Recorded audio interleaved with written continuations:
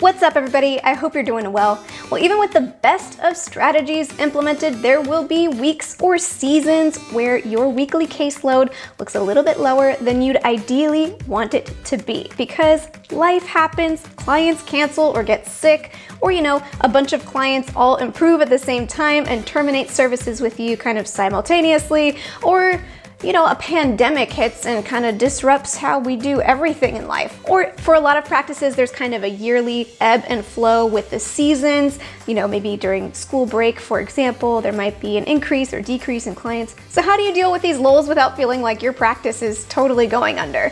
Well, in this video, I'm gonna offer some tools to help you navigate these lulls, both to hopefully minimize some of them from happening altogether, or just how to cope with them when they come, because they will still come despite the best of strategies. Welcome to Private Practice Skills. I'm Dr. Marie Fang, psychologist in private practice. I post videos offering tools I learned the hard way about starting and growing private practice so that you don't have to. Speaking from experience, I know the feeling of panic that can come up when you have a slow period in your practice, especially early on. You might normally see 20 clients a week and suddenly you have a week out of nowhere where you see like 8 clients that week and you go, oh no, is my practice completely falling apart?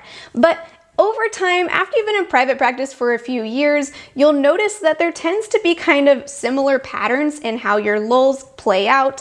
For a lot of therapists, I know holiday seasons and summertime can sort of be where the lulls happen, but it's different for every practice. For me, the holidays are the busiest time of year for me, thanks to working with a lot of folks with narcissistic parents, but we're not going to digress on that for today. Once you have a few years of private practice under your belt, you'll start to get a sense of where those lulls happen, and you can kind of prepare for them accordingly. So this video is designed to help you, but also if you're kind of new in private practice, some of these tools will apply to you as well. So let's hop into those tools to help you prepare for lulls in private practice so you don't have to freak out. First, assess when lulls tend to happen in your practice. This is easier to do if you've been in practice for a while, but even if you've only been in practice for a few months, check in and see if there are any patterns at all as far as when the lulls happen. Do clients tend to kind of skip a week around a holiday week, for example, or whatever it might be? See if there's any patterns to those lulls, because that will help us with the following tips. Second, assess your average cancellation or no-show rate. So if, let's pretend, your ideal weekly caseload would be, say, 20 clients a week, and you manage to schedule 20 clients a week, but in the end, only 15 of those clients show up, well, that's really helpful information. If that's the average that you're getting, there are a few different strategies that you can use to change the average if you'd like. If your cancellation rate is much higher than 10 or 20% every single week, then you might want to consider revisiting your cancellation policy. Or if you don't have a cancellation policy, now might be a good time to put one together. I have a whole video going over how to make a cancellation policy. Or is it about reducing no-shows? I can't remember, but it applies to both, so you can check out that video. I've linked to it below. Now, let's say you do have a pretty decent cancellation policy already in place and implemented, then it could be an option to consider adjusting upwards how many clients you schedule per week given your average cancellation rate. So using the same example, if your ideal caseload size is 20 clients per week, you typically schedule those 20 clients, but you only end up seeing 15 because of cancellations. Well, you could consider scheduling 25 clients a week, knowing that given your cancellation rate, you're probably going to see like 19 to 21 clients each week. Now, the issue with this solution is there will be some weeks where you see all 25 of those clients. And for some people, it might feel like, oh, that's a small beans price to pay to, for the most part, stick with my ideal caseload size. But for some people, it might feel like I don't want any weeks of my entire year to ever come close to 25 clients a week. So assess that for yourself. But if you don't mind here and there actually having all your clients show up and it being a little bit higher number, this is a potential solution for you. Tip number 3, consider building a seasonal structure to your caseload if that applies to your practice.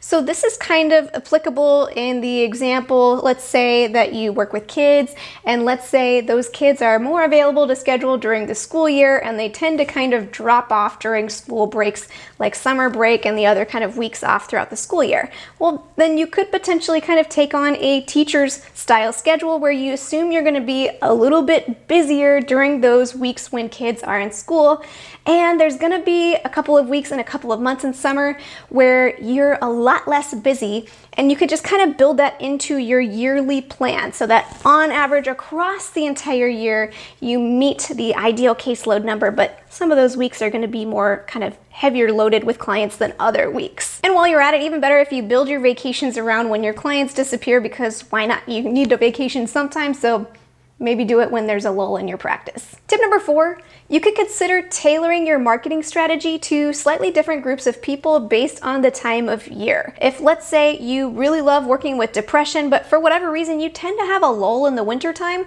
well, you might really enjoy working with folks who experience seasonal affective disorder, where they're probably more likely going to contact you around those winter months when they need the help the most. So think of what fits within your skill sets, what you might enjoy, and what might kind of make sense in the seasonal calendar given those parameters. Tip number 5, consider beefing up your marketing strategy just before a lull.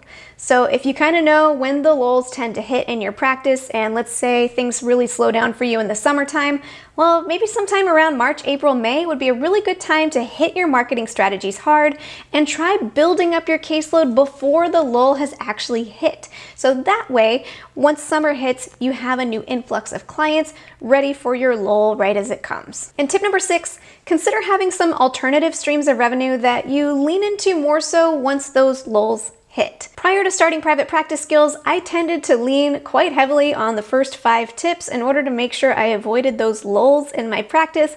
But now that I have private practice skills as a form of revenue, whenever I have a lull in my practice, I go, sweet, I have a little bit more time to work on private practice skills.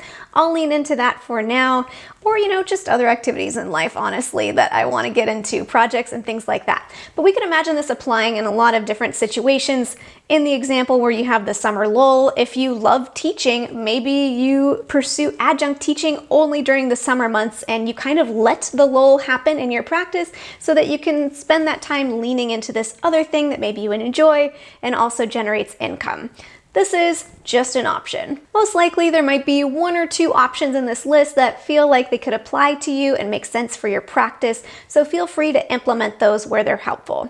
But most importantly, I just wouldn't want you to feel like when the lull comes in your practice, you have absolutely no options for what you can do about those lulls. If you are just getting started out in private practice, then at least observe the lulls and see if there's any kind of pattern to them. Sorry, I hesitated because I realized I've said the word lull so many times that it's starting to sound funny to me. Is that a weird word? Lull? Lull. Now, it does seem important to mention in this video that above and beyond the kind of typical ebbs and flows in private practice, it may be the case that you're watching this video and your lulls feel longer than you'd like them to be, and let's say it feels a little bit more out of the blue when a new referral comes in rather than a kind of consistent system in your practice. If that's the case for you, then this may be a sign that you could really stand to beef up your marketing strategy in general. This may go above and beyond just sort of the natural ebbs and flows of private practice.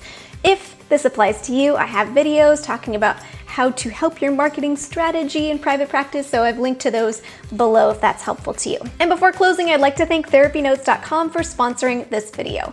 TherapyNotes helps with all of your practice management needs, from scheduling to notes to billing to honestly more things than I can reasonably list out in this video.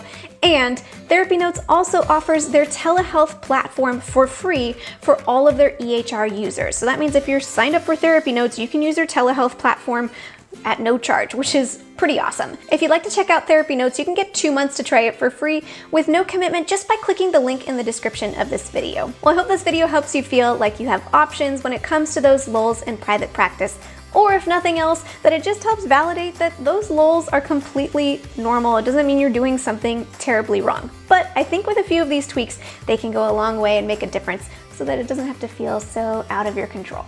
Let me know in the comments what sorts of strategies you use in order to cope with lulls in your private practice. And until next time, from one therapist to another, I wish you well. I don't know if that's pregnancy brain or just...